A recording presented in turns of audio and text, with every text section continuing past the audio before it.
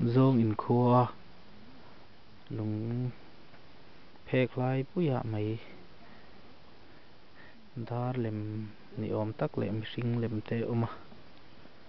sumi thala tur chuan phul en atangin kan kal phei wang wanga tuna kan lak mek hi lung pher lai pui mai a milem in ziak chu ni hian alan fiat theinan rong varin an thai fia ta han thai lem lo te po alo oma tin he lai hi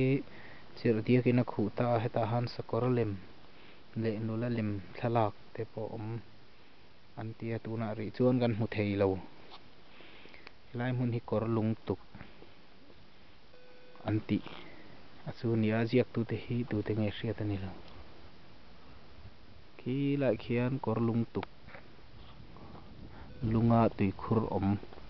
anin bol thin chu om